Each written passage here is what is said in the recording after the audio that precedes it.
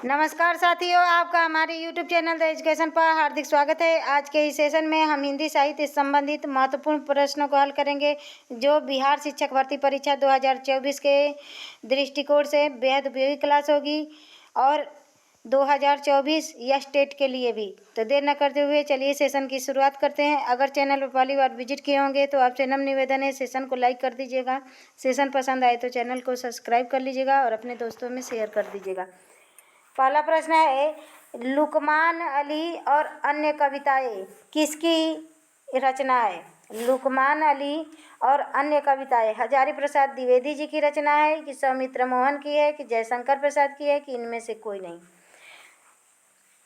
फटाफट आंसर कीजिए। तो हजारी प्रसाद द्विवेदी के है अशोक के फूल, रेती के फूल, बाणभट्ट की आत्मकथा, यह हजारी प्रसाद द्विवेदी जी की रचनाएं हैं। जयशंकर प्रसाद से कंकाल, तितरी, इरावती, यह सब जयशंकर प्रसाद के उपन्यास हैं, जबकि लुकमान अली और अन्य कविताएं सौमित्र मोहन जी की है। ऑप्शन नंबर ख इसका राइट आंसर। क्वेश्चन नंबर दूसरा है, समाधि लेख किसकी रचना है?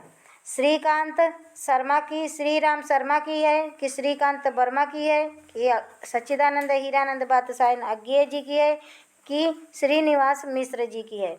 समाधि लेख किसकी रचना है? तो समाधि लेख श्रीकांत वर्मा जी की रचना है। ऑप्शन नंबर ख राइट आंसर। क्वेश्चन नंबर तीसरा है, आँख से भी छोटी चिड़िया, आँख से भी छोटी चिड़िया किसकी रचना है? आँख से भी छोटी चिड़िया, यह रचना है किसकी? मीराकांत की है कि सुशीला टाकभौरे की है कि इंदु जैन की है कि महादेवी वर्मा का है? आँख से भी छोटी चिड़िया किसकी रचना है? तो इंदु जैन की रचना है। और स्त्री विमर्श से संबंधित ज़्यादा रचनाएं आज के इस सेशन में हमने शामिल किया है। ज़रूर इससे एक प्रश्न पूछ लिया जाता है। क्वेश्चन नंबर 4 है, खड़ी बोली को अंग्रेजों द्वारा आविष्कृत किसने किया? किसने माना है कि खड़ी बोली अंग्रेजों द्वारा ही आविष्कृत किया गया है? यह मानना किस वैज्ञानिक का है? जॉर्ज मैकाले का है कि जाक देरिडा का है कि जॉर्ज ग्रियर्सन का है कि अब्दुल का है? तो यह जॉर्ज ग्रियर्सन ने यह बात माना है कि खड़ी बोली अंग्रेजों द्वारा आविष्कृत है। ऑप्शन नंबर इसका ग राइट आंसर। क्वेश्चन नंबर 5 है, अमन का राग, अमन का राग किसकी कृति है? अमन का राग किसकी कृति है? शमशेर बहादुर सिंह का है कि हिम्मत सिंह का है कि रतन सिंह का है कि नामावर सिंह का है? तो अमन का राग शमशेर बहादुर सिंह की रचना है। याद कैसे करेंगे? तो जो शेर के समान बहादुर होता है उसके राज्य में हमेशा अमन चैन का राग होता है। क्वेश्चन नंबर 6 है, इनमें से कुंवर नारायण सिंह की रचना कौन सी है? इनमें से कुंवर नारायण सिंह की रचना कौन है? मधुमालती है कि आत्मजयी है कि पंछी है कि बुध और समुद्र है? तो आत्मजयी कुंवर नारायण की रचना है। आत्मजयी कुंवर नारायण की रचना है और आत्मजयी में नचिकेता प्रसंग को दर्शाया गया है। यमराज और नचिकेता प्रसंग। सागर तट के शहर, सागर तट के शहर किसकी कहानी है? कहानी किनकी है? तो यह सागर तट के शहर किस विधा की रचना है? तो कहानी विधा की रचना है। किसकी है? फणीश्वर नाथ रेणु की है कि हिमांशु जोशी का है कि शरद नागर का है कि अमृतलाल नागर का है? फटाफट आंसर कीजिए। सागर तट के शहर, यह कहानी किसकी है? तो हिमांशु जोशी जी की कहानी है। ऑप्शन नंबर ख राइट आंसर।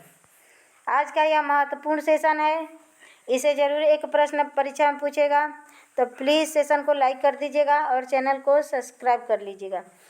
अंधी गली का रास्ता, अंधी गली का रास्ता किसकी रचना है? हृदयेश की है कि अलका सरावगी की है, उषा प्रियंवदा की है कि हरिनारायण का है? अंधी गली का रास्ता किसकी रचना है? तो अंधी गली का रास्ता हृदयेश की रचना है। ऑप्शन नंबर क राइट आंसर। पीड़ा गणेशिया की, पीड़ा गणेशिया की किसकी रचना है? पीड़ा गणेशिया की बादशाह हुसैन रिजवी की रचना है कि अमीर खुसरो की रचना है कि निजामुद्दीन औलिया की रचना है? इनमें से कोई नहीं। फटाफट आंसर कीजिए। पीड़ा गणेशिया की किसकी रचना है? तो बादशाह हुसैन रिजवी जी की रचना है पीड़ा गणेशिया की। ऑप्शन नंबर क इसका राइट आंसर है। क्वेश्चन नंबर 10 है, इनमें से कौन सी रचना कृष्णा अग्निहोत्री की है? इसमें से कौन सी रचना कृष्णा अग्निहोत्री की है? एक और द्रोणाचार्य, एक और अवस्थामा, या निशा निमंत्रण, या आवाज़ों के घेरे में? तो निशा निमंत्रण तो हरिवंश राय बच्चन की है। फटाफट आंसर कीजिए। इसमें से कौन सी रचना कृष्णा अग्निहोत्री जी की है? तो एक और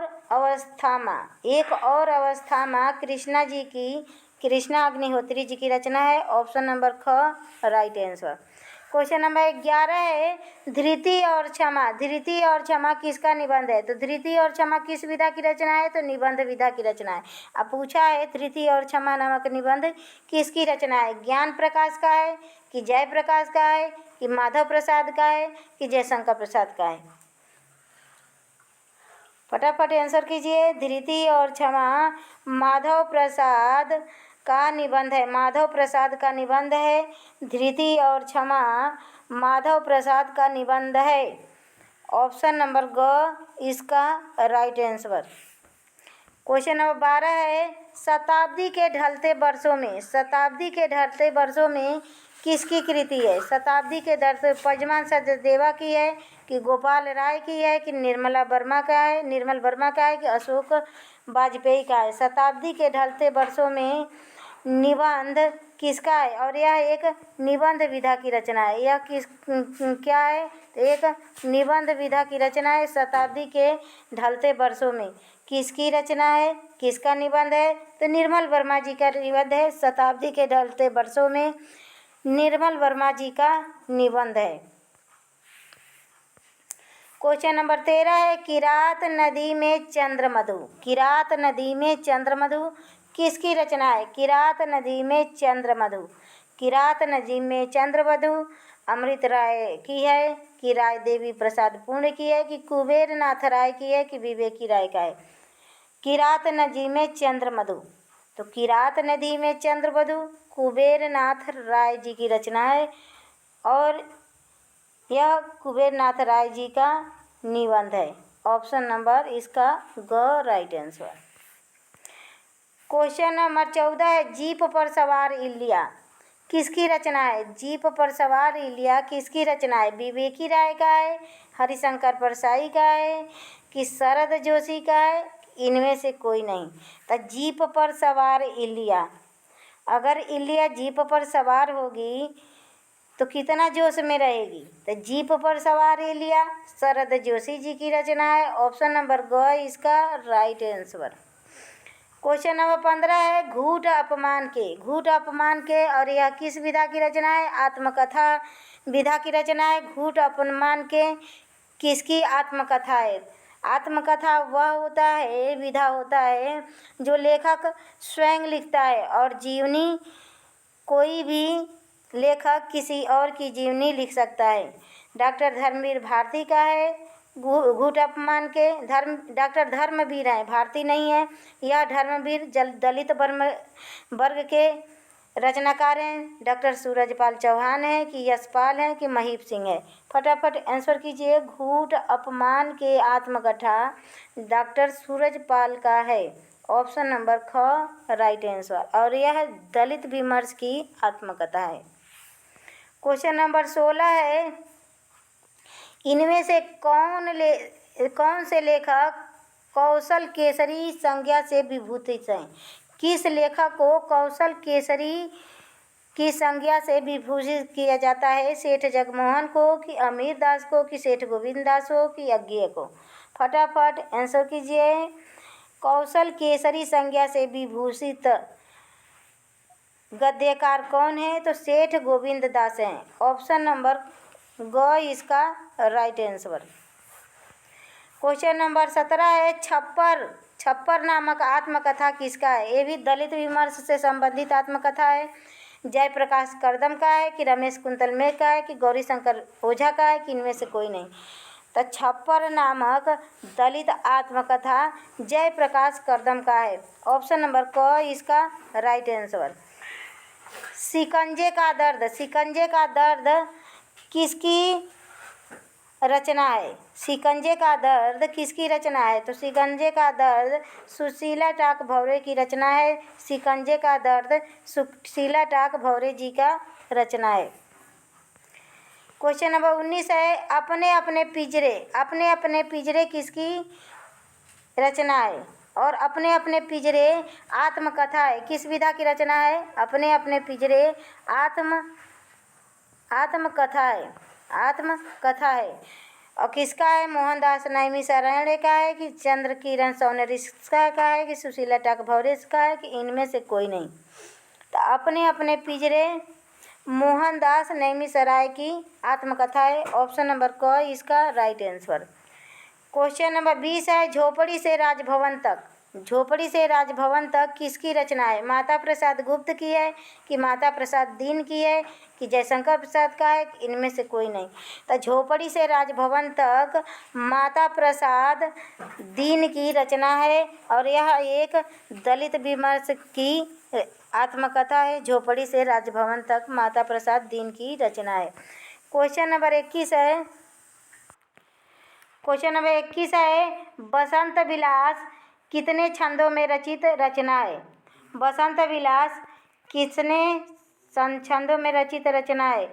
48 छंदों में रचित रचना है कि 84 छंदों में रचित रचना है कि 85 छंदों में कि 86 छंदों में? तो बसंत विलास 84 छंदों में रचित रचना है और यह एक श्रृंगारिक काव्य है। क्या है? यह एक श्रृंगारिक काव्य है। श्रृंगारिक काव्य है बसंत विलास। ऑप्शन नंबर इसका ख राइट आंसर। क्वेश्चन नंबर 22 है बसंत विलास कैसा काव्य है? तो बसंत विलास से एक श्रृंगारिक काव्य है। सूरदास जीवनोत्सव के कवि हैं। किसने माना है कि सूरदास जीवनोत्सव का कवि है? जयशंकर प्रसाद माने हैं कि आचार्य रामचंद्र शुक्ल माने हैं कि भगवती चरण वर्मा माने हैं कि सुमित्रा नंदन पंत माने हैं? फटाफट आंसर कीजिए। सूरदास जीवनोत्सव का कवि है यह मानना आचार्य रामचंद्र शुक्ल का है। ऑप्शन नंबर ख राइट आंसर। क्वेश्चन नंबर 24 है श्री कृष्ण के सुदर्शन चक्र। श्री कृष्ण के नहीं रहेगा, श्री कृष्ण को रहेगा। श्री कृष्ण को सुदर्शन चक्र का अवतार किसने माना है? किसने माना है? श्री कृष्ण के सुदर्शन चक्र का अवतार किसे माना गया है? निम्बार्काचार्य को। किसे माना गया है? श्री कृष्ण को सुदर्शन चक्र का अवतार किसको माना गया है? श्री कृष्ण के सुदर्शन चक्र का अवतार किसे माना गया है? निम्बार्काचार्य को कि रामानुजाचार्य को कि माधवाचार्य को कि अनंता दास को? फटाफट आंसर कीजिए। तो निम्बार्काचार्य को श्री कृष्ण के सुदर्शन चक्र का अवतार माना गया है और इनका बाद है द्वैतवाद।